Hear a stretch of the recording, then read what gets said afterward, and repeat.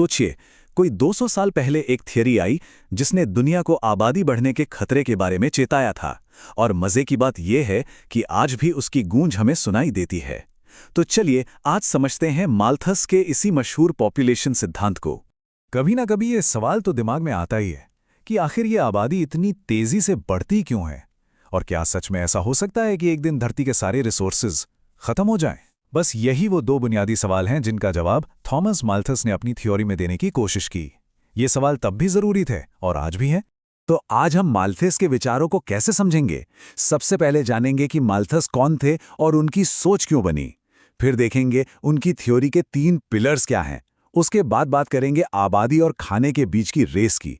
फिर कंट्रोल करने के 2 रास्ते क्या हैं, उनकी आलोचना क्यों हुई, और सबसे आखिर में क्या आज भी माल्थस की बातें मायने रखती हैं। तो चलिए शुरू करते हैं पहले सवाल से। आखिर ये थॉमस माल्थस थे कौन, और ऐसा क्या था कि वो दुनिया को लेकर इतने पेसिमिस्टिक, मतलब इतने निराशावादी नतीजे पे पहुंच गए? देखिए, दिलचस्प बात यह है कि माल्थस सिर्फ कोई किताबी अर्थशास्त्री नहीं थे। वो एक पादरी भी थे, एक इतिहासकार भी। मतलब वो समाज को सिर्फ आंकड़ों से नहीं बल्कि जमीनी हकीकत से भी देख रहे थे। और उनका जमाना कैसा था? वो 18वीं सदी का यूरोप था, जहां लगातार लड़ाइयां हो रही थीं, अकाल पड़ रहे थे, खाने पीने की चीजों के दाम आसमान पर थे। और हाँ, इंडस्ट्रियल रेवोल्यूशन भी चल रहा था, जिसने कुछ लोगों को तो बहुत अमीर बना दिया, लेकिन ज्यादातर लोग गरीबी में ही जी रहे थे। उस दौर में सरकारें क्या सोचती थी? उनका मानना था कि जितनी ज्यादा आबादी उतना अच्छा, मतलब ज्यादा सैनिक, ज्यादा मजदूर और देश ज्यादा ताकतवर। लेकिन माल्थस को कुछ और ही दिख रहा था, एक ऐसी सच्चाई जो थोड़ी डरावनी थी। उन्होंने कहा, रुको, हमारे पास जो रिसोर्सेज हैं वो लिमिटेड हैं, जमीन लिमिटेड है और सबसे जरूरी खाना भी लिमिटेड है। और बस इसी चिंता ने उन्हें 1798 में अपनी वो मशहूर किताब लिखने पर मजबूर कर दिया। ये किताब एक तरह से पूरी दुनिया के लिए एक सीधी सादी वार्निंग थी कि भाई, अगर आबादी को कंट्रोल नहीं किया गया ना, तो हम सब एक बहुत बड़े संकट की तरफ बढ़ रहे हैं। तो सवाल ये है कि उनकी ये पूरी थ्योरी, उनका ये पूरा तर्क आखिर किन बातों पर टिका है? चलिए देखते हैं इसके 3 मेन पिलर्स, यानी 3 स्तंभ। पहला पिलर तो बहुत ही सीधा और सिंपल है। माल्थस का कहना था कि इंसानों में रिप्रोडक्शन की जो बायोलॉजिकल इच्छा है वो हमेशा रहती है। ये एक फैक्ट है। मतलब अगर कोई सामाजिक या नैतिक रोक टोक ना हो तो आबादी तो बढ़ेगी ही। ये एक नेचुरल फोर्स है। अब आता है दूसरा पिलर, और ये थोड़ा चौंकाने वाला है। माल्थस ने कहा कि सिर्फ गरीबी ही नहीं, बल्कि जब लोग अमीर होते हैं तब भी आबादी बढ़ती है। उनका तर्क ये था कि जब लोगों की इनकम बढ़ती है, उनकी लाइफस्टाइल बेहतर होती है, तो वो बड़े परिवार रखने लगते हैं, ज्यादा बच्चे पैदा करते हैं। और तीसरा, जो शायद सबसे जरूरी पिलर है, वो खेती से जुड़ा है। इसे कहते हैं लॉ ऑफ डिमिनिशिंग रिटर्न्स।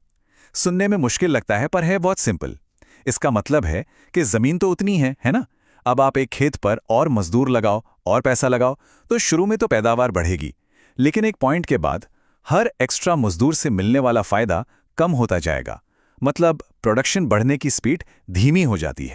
तो इन्हीं 3 पिलर्स को मिलाकर माल्थस ने वो तस्वीर बनाई जो उनकी थ्योरी का आप कह सकते हैं दिल है।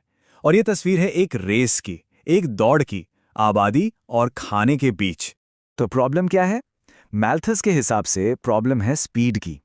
उनका कहना था कि आबादी बढ़ती है जियोमेट्रिक प्रोग्रेशन में, मतलब डबल होती जाती है। 1 से 2, 2 से 4, 4 से 8, फिर 16। उनका तो ये भी अंदाजा था कि हर 25 साल में आबादी डबल हो सकती है। और दूसरी तरफ खाने का प्रोडक्शन कैसे बढ़ता है? अरिथमेटिक प्रोग्रेशन में, यानी 1, 2, 3, 4, 5। अब आप खुद देखिए, दोनों के बीच का गैप कितनी तेजी से बढ़ रहा है। तो सोचिए, जब खाने वाले ज्यादा हो जाएंगे और खाना कम, तो नतीजा क्या निकलेगा? माल्थस ने कहा कि इसके नतीजे बहुत ही भयानक होंगे। समाज में बड़े पैमाने पर बेरोजगारी फैलेगी, गरीबी बढ़ेगी, भूखमरी होगी, और जब ये सब होगा तो जाहिर है सामाजिक अस्थिरता भी आएगी। उनका मानना था कि ये होकर ही रहेगा। माल्थस ने अपनी इसी बात को बड़े जबरदस्त तरीके से कहा था। उन्होंने लिखा, प्रकृति की दावत में सिर्फ कुछ ही मेहमानों के लिए जगह है। मतलब एकदम साफ था, अगर मेहमान ज्यादा आ गए तो जाहिर है कुछ को तो भूखा रहना ही पड़ेगा। अच्छा, तो क्या इस डरावने भविष्य से बचने का कोई रास्ता भी है? माल्थस के हिसाब से हाँ, बिल्कुल है। आबादी को कंट्रोल में रखने के 2 मेन तरीके हैं, जिन्हें वो चेक्स कहते थे। उन्होंने इन चेक्स को दो हिस्सों में बांटा। एक है नेचुरल चेक्स, यानी वो रोग जो कुदरत खुद लगाती है और इनसे डेथ रेट यानी मृत्यु दर बढ़ती है, और दूसरे हैं प्रिवेंटिव चेक्स, यानी वो रोग जिन्हें इंसान खुद चुनता है ताकि बर्थ रेट यानी जन्म दर कम हो सके। अब ये जो नेचुरल चेक्स हैं जिन्हें माल्थस ने दुख या कष्ट भी कहा, वो बहुत कठोर होते हैं। उनका मानना था कि जब आबादी हद से ज्यादा बढ़ जाती है तो कुदरत खुद बैलेंस बनाती है। कैसे? अकाल से, बीमारियों और महामारियों से, युद्ध से या फिर बाढ़, भूकंप जैसी आपदाओं से। और इस तरह बढ़ी हुई आबादी अपने आप कम हो जाती है। तो फिर इन भयानक नेचुरल चेक्स से बचने का तरीका क्या है? यहाँ आते हैं प्रिवेंटिव चेक्स। ये वो उपाय हैं जो इंसान खुद अपनी समझदारी से अपना सकता है, जैसे सेल्फ कंट्रोल रखना, देर से शादी करना या फिर शादी ही ना करना।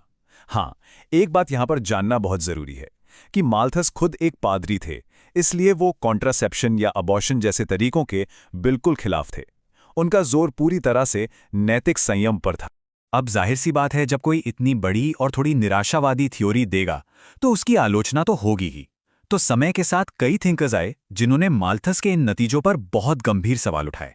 तो आलोचकों ने क्या कहा? पहली बात तो ये कि असल दुनिया में आबादी और खाना उस तरह के फिक्स्ड मैथमेटिकल रेशो में नहीं बढ़ते जैसा माल्थस ने बताया। दूसरी बात, कुछ देशों में तो उल्टा हुआ, ज्यादा आबादी ने प्रोडक्शन बढ़ाने में मदद की। लेकिन जो सबसे बड़ी गलती माल्थस से हुई वो थी टेक्नोलॉजी को नज़रअंदाज करना। वो ये सोच ही नहीं पाए कि खेती में नई नई टेक्नोलॉजी आएगी, नए खाद आएंगे, सिंचाई के बेहतर तरीके होंगे और खाने का प्रोडक्शन इतना ज्यादा बढ़ जाएगा जितना उन्होंने कभी सोचा भी नहीं था।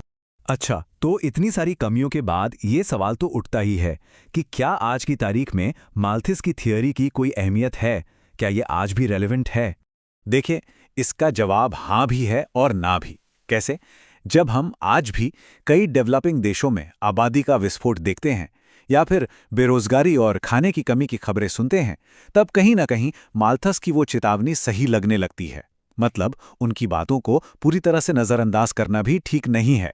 तो निचोड़ ये निकलता है कि शायद माल्थस की थ्योरी कोई यूनिवर्सल लॉ ना हो जो हर देश पर हर समय लागू हो, लेकिन हाँ, ये उन डेवलपिंग देशों के लिए ज़्यादा सटीक लगती है जहां आज भी आबादी बहुत तेज़ी से बढ़ रही है और रिसोर्सेज पर दबाव बहुत ज़्यादा है।